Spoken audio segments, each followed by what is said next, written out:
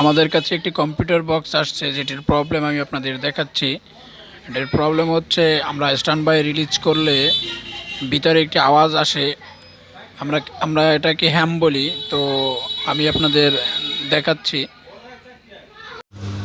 Stand by release করি, আমাদের stand by release হয়েছে। আমরা ভলিউম ঘুরাচ্ছি কিন্তু কোনো আওয়াজ নেই। আমি যদি আপনাদের দেখাই, দেখুন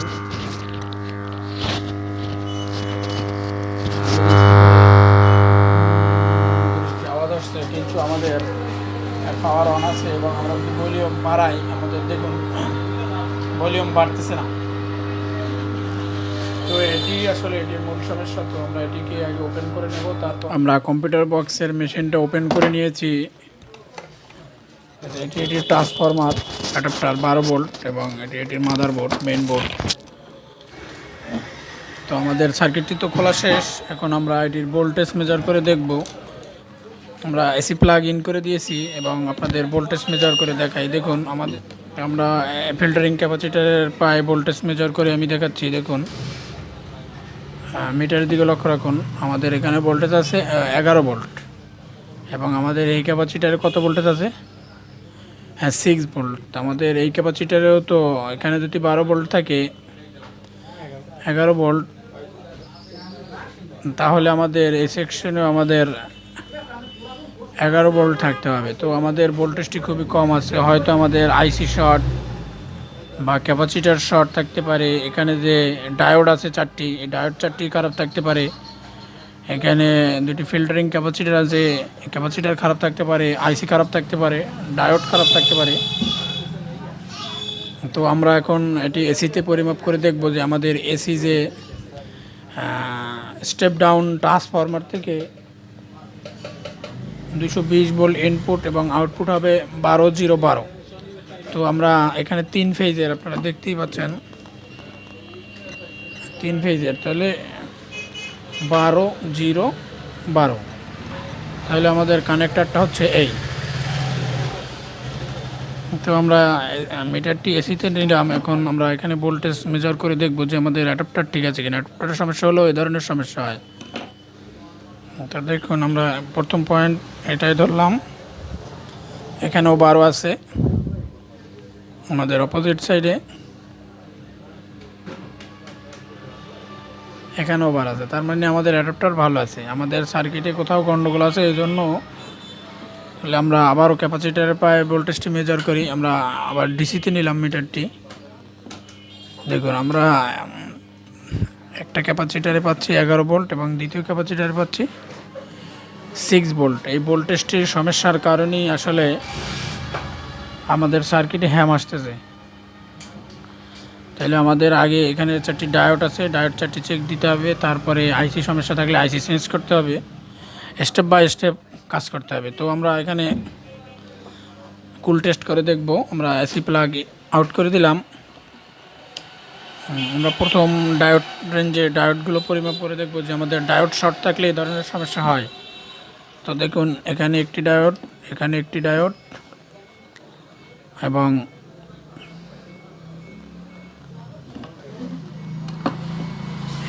এখানে একটি ডায়োড, এখানে একটি ডায়োড, এখানে দুটি ডায়োড, এখানে দুটি ডায়োড। তাহলে আমরা কেবল খুলে নিয়েছি এবং আমরা ডায়োড পরিমাপ করে দেখাচ্ছি আপনাদের। দেখুন দেখুন কোনো রিডিং নাই।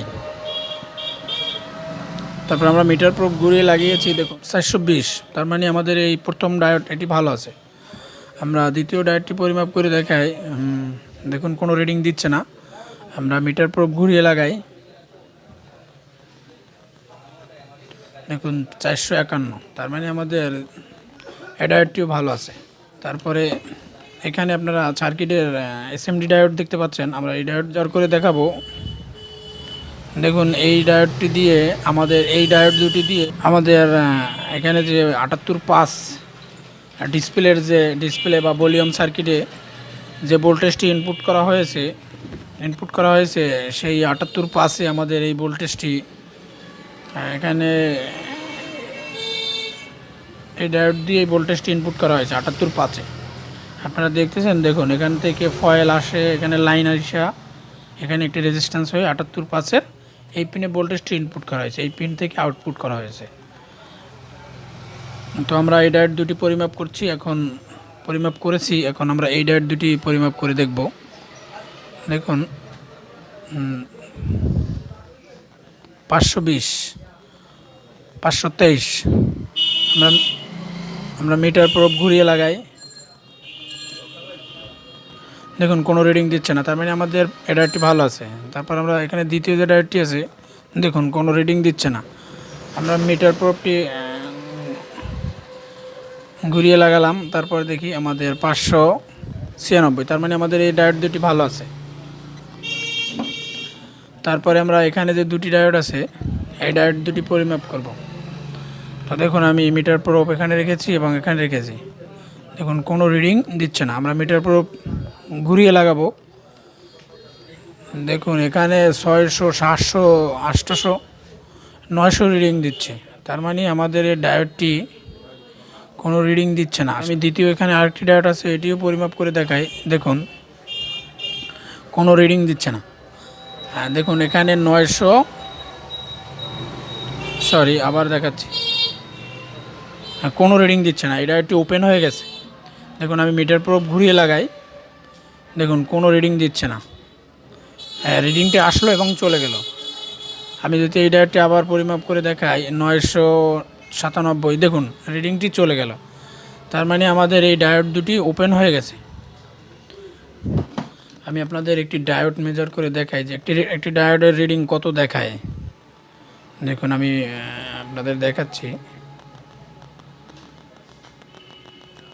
পাশে রিডিং নেই, নেগেটিভ। এবার আমরা মিটার প্রোব ঘুরিয়ে লাগাবো, দেখুন কোনো 388, তার মানে আমাদের এই ডায়োডটি ভালো আছে। 400, 500 এরকম রিডিং দেখাতে পারে একটি ডায়োডে। এবং আমি দেখালাম যাতে আপনারা বুঝতে পারেন, এখানে যে ডায়োড দুটি আছে এই ডায়োডের কোনো মান আমাদের দেখাচ্ছে না।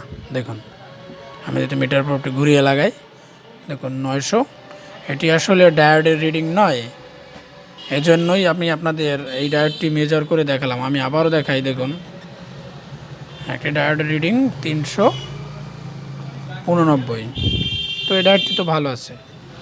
তো আমরা যদি সার্কিটটি আপনাদের ঘুরিয়ে দেখাই, দেখুন আমাদের কেবলগুলো খুলে নিই, দেখুন আমাদের এই ডায়োডগুলি ব্লাস্ট হয়ে গেছে, দেখুন একদম ডিসকানেক্ট হয়ে গেছে ওভার ভোল্টেজের কারণে বা ওভার হিটের কারণে। এখানে এই যে ডায়োডগুলি ওপেন হয়ে গেছে, কিন্তু এই সাইডের যে দুটি ডায়োড আছে এই দুটি ভালো আছে। আমি আপনাদের আগেই মেজার করে দেখিয়েছি, দেখুন আপনারা ব্লাস্ট হয়ে গেছে। তো আমরা এখন এই ডায়োড দুটি চেঞ্জ করব এবং দেখব যে আরও কোনো সমস্যা আছে কিনা, সেটি স্টেপ বাই স্টেপ আপনাদের দেখাবো। দেখুন আমি সার্কিটটি এভাবে রাখলাম, কিন্তু আপনারা ভাবতে পারেন তো ডায়োড যদি ওপেনই হয়ে যায় তাহলে আমাদের ডিসপ্লেতে কিভাবে লাইন এলো, মনে করেন ডিসপ্লেতে কিভাবে আমাদের ডিসপ্লে দেখায়। সার্কিটের তো অনই আছে, তো এখানে ডায়োড ওপেন হয়ে গেল, তারপর আমাদের বক্সটি কিভাবে রানিং দেখাচ্ছে। আপনি এটা কি ভুয়া কোনো ভিডিও দেখাচ্ছেন কিনা সেটি আপনাদের আমি দেখানোর জন্য চেষ্টা করতেছি। দেখুন আমি এসি প্লাগ ইন করে দিয়েছি, আমাদের ডায়োড কিন্তু ওপেন, কিন্তু তারপরও আমাদের ডিসপ্লেতে আলো আছে। আমরা এখন এই ডায়োড দুটি খুলে নেব, খুলে নিয়ে এখানে আরও দুটি ডায়োড লাগিয়ে দেবো। আমি এসি প্লাগ আউট করে নিলাম, দেখুন এই যে ডায়োডটি ওপেন হয়ে গেছে সেটি আমরা এখন এখান থেকে খুলে নিলাম।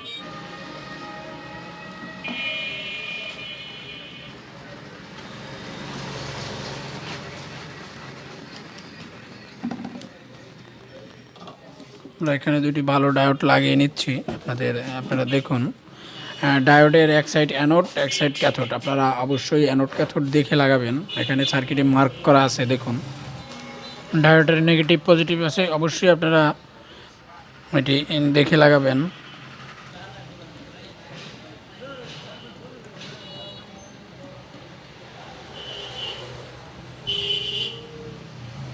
তো তো সোল্ডারিং করা শেষ। এখন আমরা আবার এসি প্লাগ ইন করে দেব, তারপর আপনাদের আবার ভোল্টেজ মেজার করে দেখাবো। দেখুন আমাদের ভোল্টেজটা অনেক হাই হয়ে গেছে, 18 ভোল্ট। আমরা যদি এখানে আরেকটি ক্যাপাসিটার আছে সেটিতে মেজার করে দেখাই, দেখুন 18 ভোল্ট। এবং এম আসতো যেটি, সেটিও আমরা স্পিকার কানেকশন খুলে দিয়েছিলাম, বেজ স্পিকার। তো সেটা আমরা এখন লাগিয়ে নেব, তারপর দেখব যে আমাদের হ্যামটা ঠিক হয় কিনা। তা আমরা লাগিয়ে দিয়েছি। বেজ স্পিকার কানেকশন দেওয়ার পর আমাদের যে হ্যাম আসতো এ শব্দটি এখন আর হচ্ছে না। আমাদের এখানে যে 3টা আইসি আছে,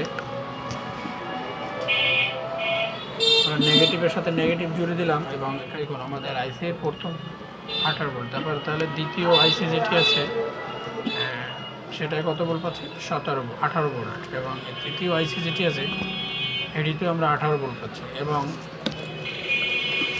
এখানে যে আমি বলেছিলাম এটা ইনপুট পিন, দেখুন 18 ভোল্ট, এখানে 5 ভোল্ট দিয়ে আমাদের ডিসপ্লে করা হয়েছে এবং রিমোটের ফাংশনটা 5 ভোল্ট দিয়ে করা হয়েছে।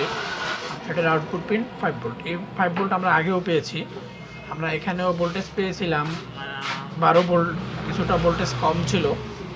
আমরা এখন পাচ্ছি 18 ভোল্ট। এবং এখানে যে এই ডায়োড দুটি, এই দুটি ওপেন হয়ে যাওয়ার কারণে আমাদের এই ভোল্টেজটা খুব কম ছিল। ডায়োড দুটি শর্ট বা ওপেন হয়ে যাওয়ার কারণে আমাদের এই ভোল্টেজটি খুবই কম পাচ্ছিলাম। তো আমরা এখন এখানে দেখতেছি, দেখুন আমাদের একদম কুল, হালকা হালকা একটু গরম হচ্ছে। তো আমাদের মনে হচ্ছে আমাদের এই আইসি তিনটি ভালো আছে। আর এখানে আমরা অডিও ইনপুট যা কানেকশন করে দিয়েছি।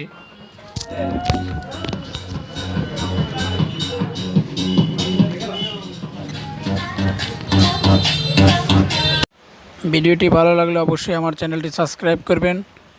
ভিডিওটি দেখার জন্য ধন্যবাদ।